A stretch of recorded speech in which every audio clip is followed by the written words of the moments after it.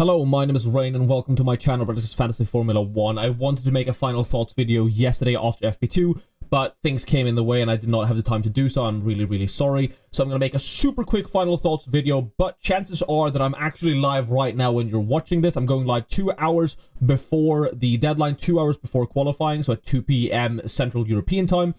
If that's your time zone, but 2 hours before the deadline, I will be live here on my YouTube and on my Twitch channel. Link in the description below. All right, let's go. So, Ferrari look really good.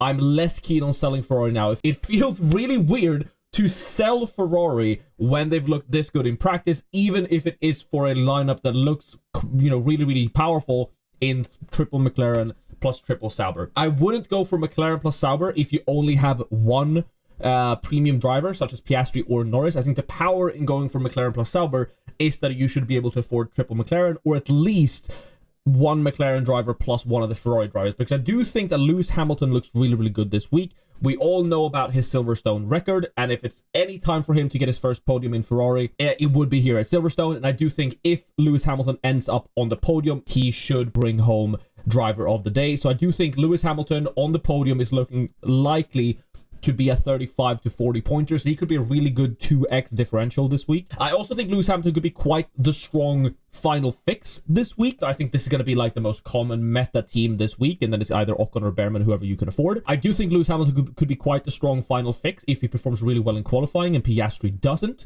A final fix from Piastri to Hamilton could make sure that you get the budget rise from Piastri, but still get the points and the driver of the day points for Hamilton if he starts front row, for example. Finally, I want to talk about Sauber in the context of Spa, because even though I am likely to just go for a team like this is probably exactly what I'm going to run in Silverstone, I'm still really eyeing up the Sauber triple McLaren triple Sauber build for Spa, because I do think that the 3x chip could be really powerful in Spa with that build. The 3x chip should always be used when you have two premium drivers, and should always be used in a sprint weekend. And using it now when McLaren look kind of dominant, especially if McLaren look really good in Spa, which I suspect they will, it could be a really good time to use that 3x chip, get the Sauber points and the Sauber budget, and then switch to this 2-2 lineup that we've all been looking at for so long after Spa, right? I just think Hülkenberg, Alonso, Bortoleto, and the Haas boys are too good of budget assets to skip out on, so I would definitely stick with them for Silverstone.